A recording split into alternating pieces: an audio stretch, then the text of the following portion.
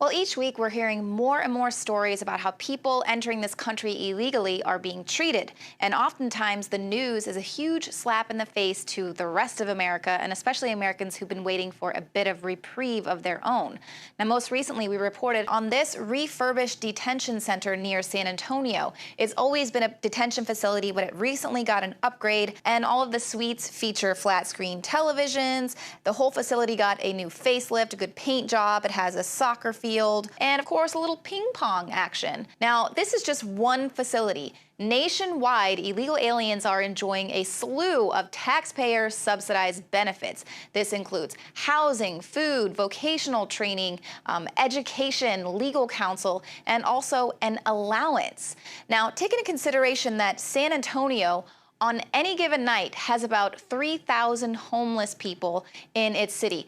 Now, do you think that these homeless people are enjoying a hot meal and flat screen television and a little game of ping pong?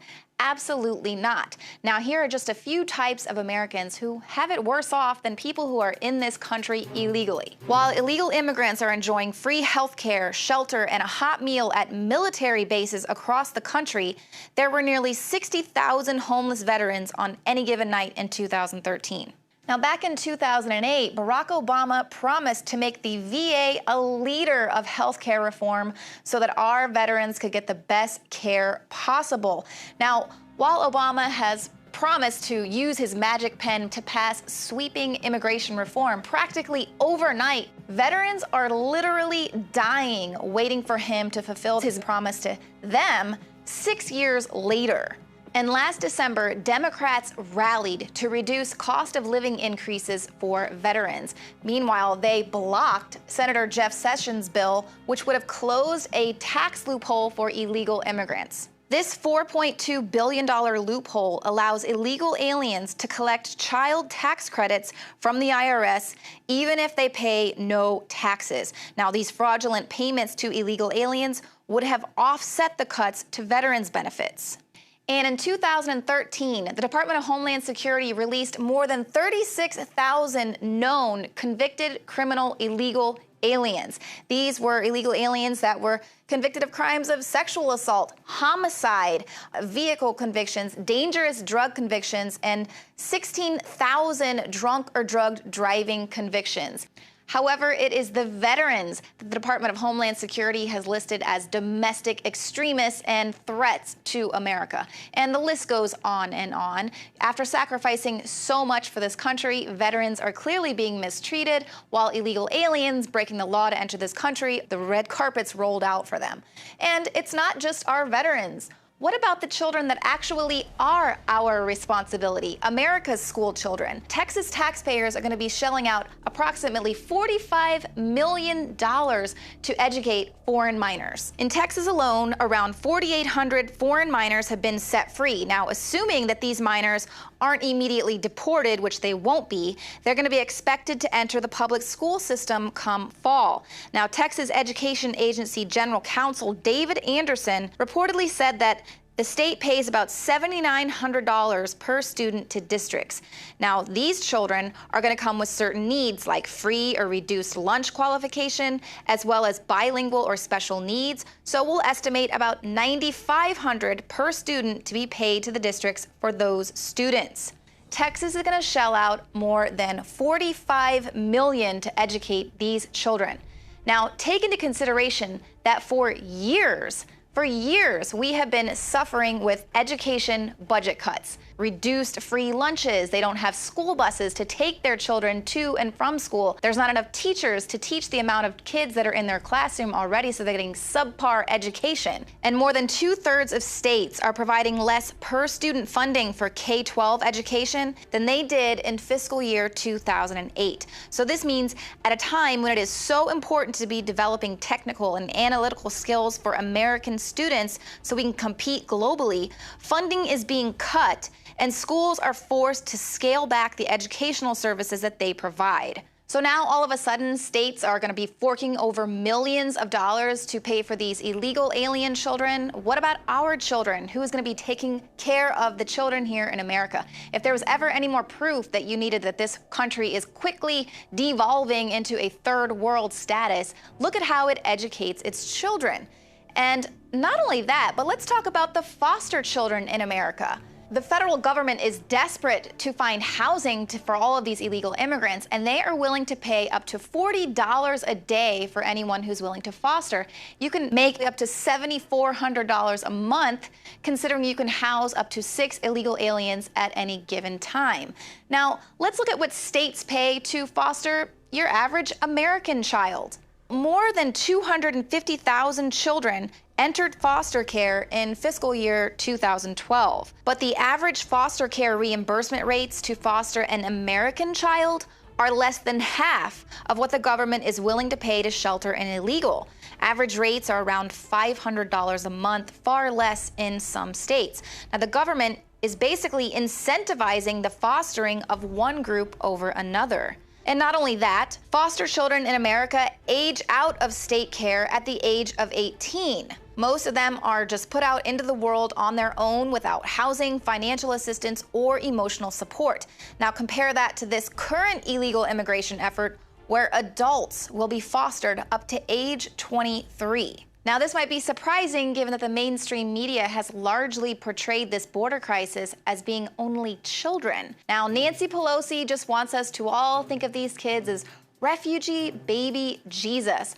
But what about the fact that nearly 1/4 of all of America's homeless were children in 2013? According to the most recent annual homeless assessment report to Congress, in 2013, there were about 610,000 homeless individuals in the United States, and more than 215,000 of them are living unsheltered. So where is the $1 billion emergency fund to build these facilities for our citizens, most of whom are veterans, women, and children?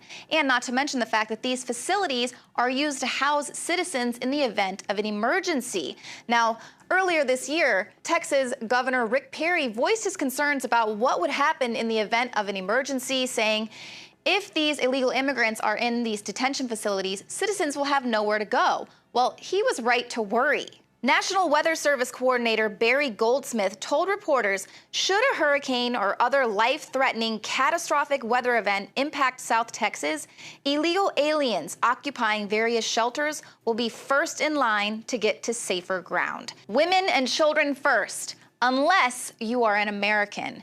And while we're talking about all of these illegal immigrants, what about the people who have gone through the process of entering this country legally? Americans who came here through the legal immigration process have spent years waiting to qualify for U.S. citizenship. They have had to shuffle through years of paperwork, waiting periods, and fees. They must prove the ability to read, write, and speak basic English, prove they are free from contagious diseases, understand how our government works, and they must also prove that they are people of good moral character who will respect the U.S. Constitution. Those entering the country now in record numbers have already proven that they disregard the laws of this nation. And in fact, they don't care about entering this country illegally because they believe that they're going to be forgiven for breaking the law and then granted amnesty without having to go through the process of becoming a legal citizen to the United States of America.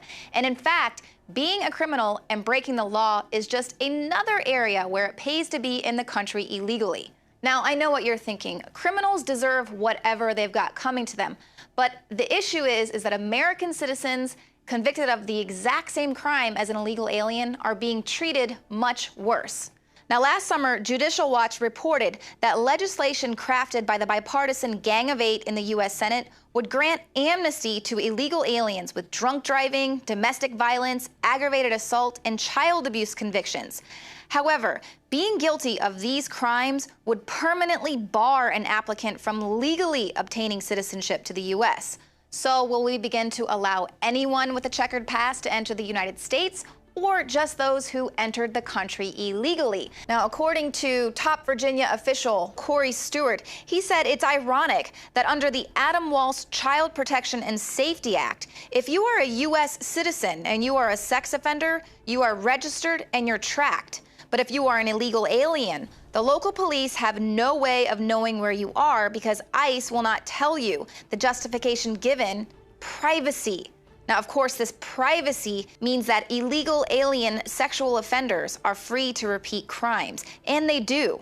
This chart compares the consequences for an array of crimes and discovers that while illegal immigrants might be exonerated and legalized, U.S. citizens and legal immigrants face years of incarceration or temporary expulsion from the country for committing the same crime.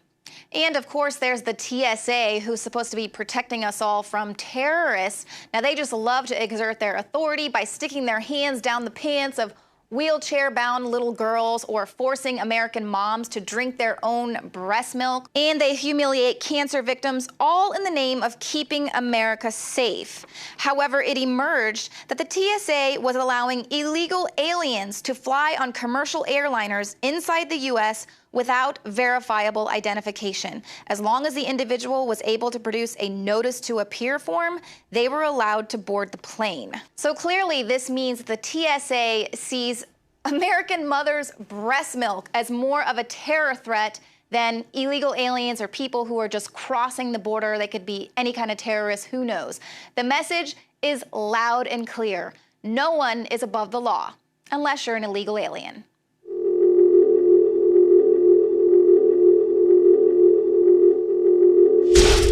Hi, I'm Dr. Edward Group. Today I'd like to talk about the war on women. You've experienced and heard about the benefits of Super Male Vitality.